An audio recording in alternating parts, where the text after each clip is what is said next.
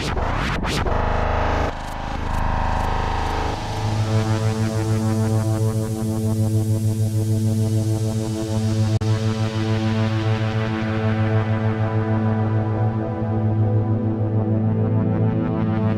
book reviews are coming soon, such as Magic and Mystery in Tibet. Very awesome book. I read that much, and then I lost it. Now I refound it again. I'll try to not lose my books from now on. I just picked up this book, The Great Book of Magical Art, Hindu Magic and Eastern Indian Occultism by L.W. de Lawrence. This is the Super Deluxe Edition. Book of Black Magic and of Pax. We have Medicina Magica, which is pretty much just illustrations. I'm going to be doing book reviews on the Black Magic of Ahriman and Dead Names. This is still coming soon. And I have another book I'm going to be doing a review on, 50 Shades of Grey Aliens. It says, in consideration of aliens, UFOs, Billy Meyer, Enric von Daniken, Robert Temple, Travis Walton, Whitley Strieber, Ancient Aliens, and Manly P. Hall, and more. I haven't read this fully yet, but I will do a review on this pretty soon. And I did completely finish Back to the Future, and I'm going to be doing a review on this very soon as well. This book is over the top, the origin story of the movie. And here's another copy of it with the cool newspaper cover. But stay tuned, a lot of new book reviews are coming soon. Because I have too many books, I have skipped some books. So stay tuned. Right now I'm going to do a book review on Roger Morneau's A Trip into the Supernatural and Charmed by Darkness. I thank you for watching. Thank you for watching. I'm John Razimus, and in this episode I'm going to be doing a book review of Roger Morneau's Charmed by Darkness, as well as A Trip into the Supernatural. Now, these are basically the same book. A Trip into the Supernatural is Roger's biggest hit. It's his main book. It came out in the early 80s, around 1982. It was short. It was shorter than I expected. I slowly took my time reading it, and only took 2 days of a couple hours to read it. There's pretty much not much before, not much after. Roger, he wasn't even going to write this story down if his friends didn't greatly encourage him to write it down. He said he wasn't confident enough in English to write it down, but his friends told him they would help him write down and transcribe and translate every single page into English, and they did. And the process took them about a year, I think. This book, Charmed by Darkness, was released after Roger passing away, and this is the original manuscript for A Trip into the Supernatural. It's a lot thicker, it has a lot more of Roger's history, and he served on a ship, and he saw people blown up by torpedoes. He went through the war, World War II, and it made him a stronger individual. But he wanted to find a trade. He chose embroidery. That's where he met his friend. There are a lot more details in this story. You might be familiar with Roger Morneau. He has a number of videos on YouTube. He's a member of a church, which I'm not a member of, but I know his story has a seed of truth in it, because tiny key details he mentioned, and I came across Roger's YouTube videos, just copies upon copies upon copies of them. Those interviews were back in the 90s, relating something that happened to him in the 40s. It's a good thing people did copy his videos, and copy them to this day, because I probably would have never came across it if I didn't see those copies. I sourced it, I found the original good copies, and you can find them. They're freely available. And they are the gist of this book, A Trip into the Supernatural. And he does even include more details in his interviews but he includes different details in the book that you won't hear in the interviews. So if you want to learn more about the tiny, intricate details that he may have left out while talking about it in an interview, I recommend picking up this book. But if you want to learn even more details, I recommend picking up this book, Charmed by Darkness. I noticed a few key details changed from here to here, and the original publisher told him, chop half that story off. Cut off your military time. Cut off a little bit after. Just let's get down to the story, which is the most interesting part of you joining some type of bizarre demon spirit worship organization, which it sounds like a total comic book. It sounds fake. But like I said, key pieces of information in his story exactly relate information that's so obscure you can't find it on Google search. The information doesn't exist online. Tiny information. I've already released probably 90% of it among my videos where I'm talking about Roger. Maybe I should have held some of it back, but the fact is, Roger claims after leaving the demon spirit worship organization, he said the retaliation involved a spirit poltergeist messing with his life, harassing him for 6 months straight. I have to assume it ended after 6 months, and it was residually very small. He said it basically didn't even start up much from the 1940s all the way until the 1980s, until he started writing the manuscript for this book. He said the garage door would open by itself, up and down, over and over. And that's not too unusual. You just call the garage door repair guy, and he'll fix it. But the thing is, Roger didn't own an electric garage.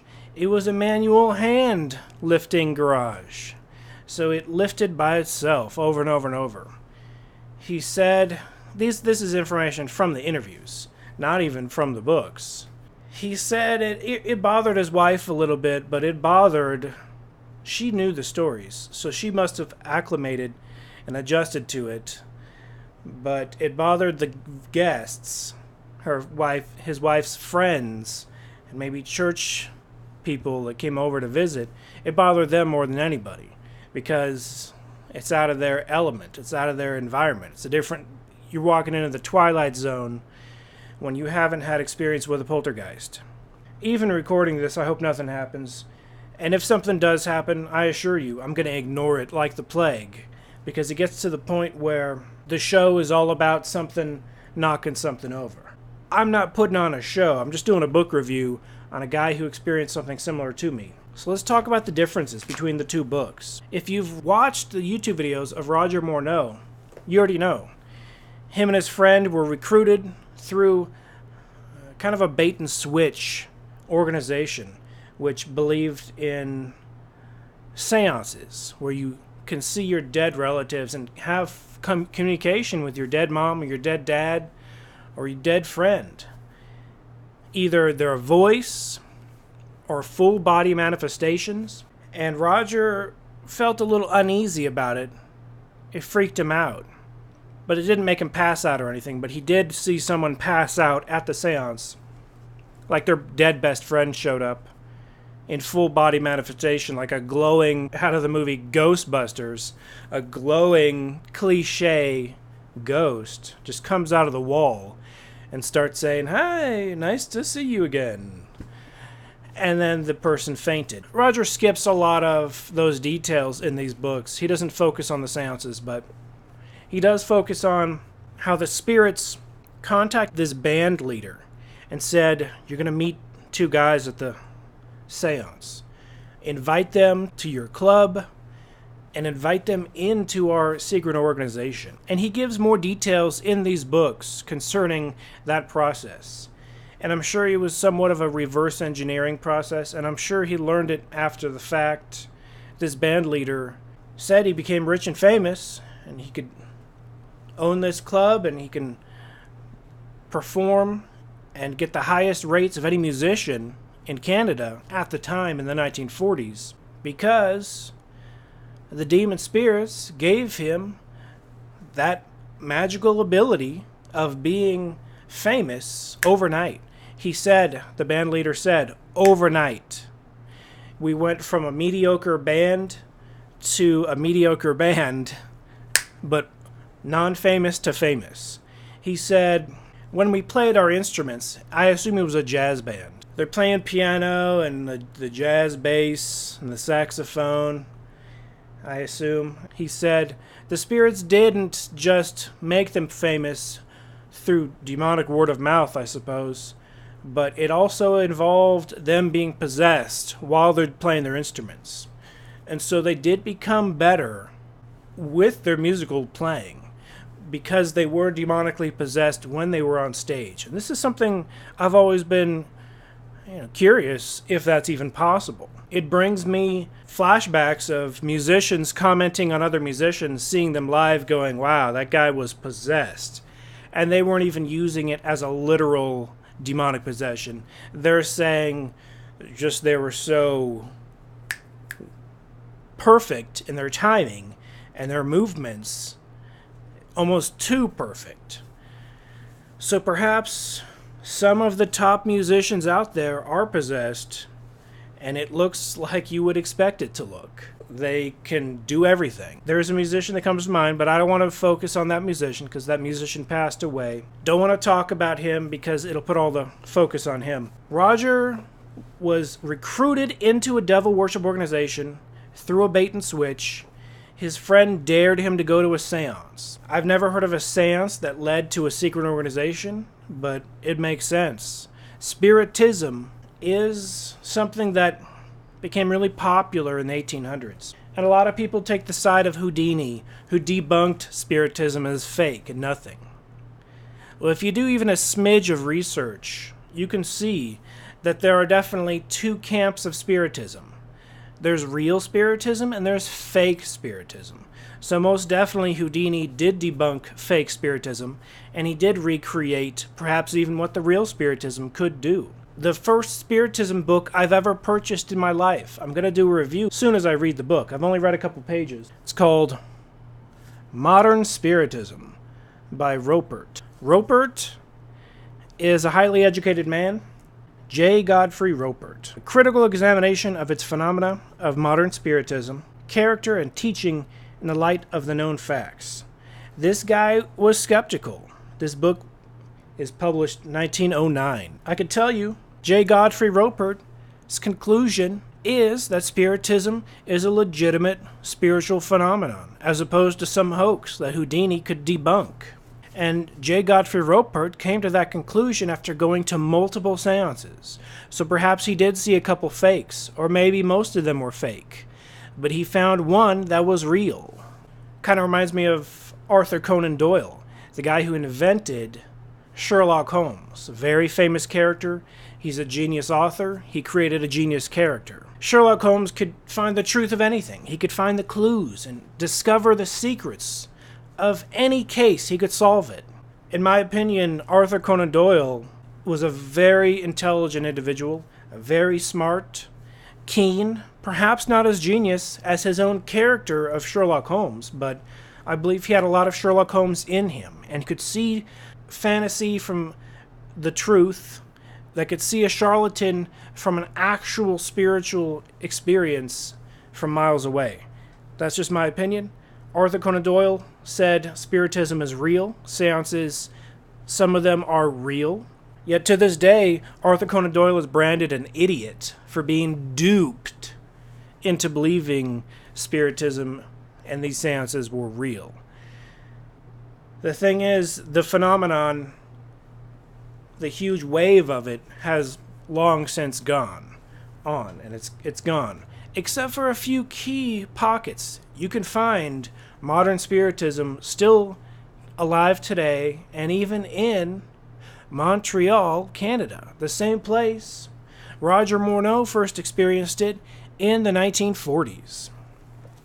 So Roger goes to the seance on a dare. His friend from the military said, "You're not the Roger I remember. That guy was fearless. He could do anything, and he wasn't afraid of anything." Roger relates a story in the original book can one of the men climb up and warn us if anyone's coming? And everyone was scared, but Roger was the first to volunteer. He was a really fearless guy in the military, and his friend duped him into remembering that, and he's like, okay, I'll go. Goes to the seance. It's kind of a dare trip from there. It's kind of like, it could be turned into a comedy movie, but this isn't a comedy. This is, in my opinion, a true story of perhaps the most sinister group to ever exist. The Illuminati, if you will. I'm sure they don't go by that, but this is a group that actually worships the devil. As crazy as that sounds, the friend was gung-ho. So they get into the group. You've seen the YouTube videos. There's a priest wearing black. And there's a detail in this book, perhaps in this one. See, when you read both of the books are so close together. There's only a few differences. There's a few more chapters in here. There's a few tiny more key details in here. One of them is that the priest, the devil-worshipping priest, the leader of this building, his head was shaved. His head was totally shaved. He was very confident in his beliefs of the devil. And he said he saw the devil on occasion. He makes reference to, I haven't seen the devil. I haven't seen, he never called him the devil. He called him the master, or the great master. He said, I haven't seen him for like 3 months. He's busy working nonstop with the UN, of all things, with the United Nations. He said he doesn't want world peace. He wants world chaos. Let's face it, whether you believe the devil exists or not, let's pretend for a second he does. Would he not want world chaos? The UN would be a good place for world chaos to be perpetuated. If you could secretly send messages to every head of every country, you might as well go to the UN. There's a tiny detail that's kind of stuck out even in modern day politics, and this is not a political channel. Keep your own opinions, have your own opinions. I'm not going to force any of my opinions. I don't have any strong political opinions. But Roger says, at least it's in this one, as I said, I can't remember what's in which book. When you're done reading them, you get confused between the two. They're so close. It's the same book, this one being just a little bit more detailed. Roger says the Great Master goes to the UN to keep the leaders in high emotional states of emotional, I hate that guy, I hate that country, I hate that guy, and really petty disputes, petty mindsets driven by emotion. If that doesn't sound exactly like Mr. Trump right now, Mr. President Trump right now, I don't know what does. It's not to scapegoat anyone. That just sounds like perhaps a strategy on the other invisible side of the veil.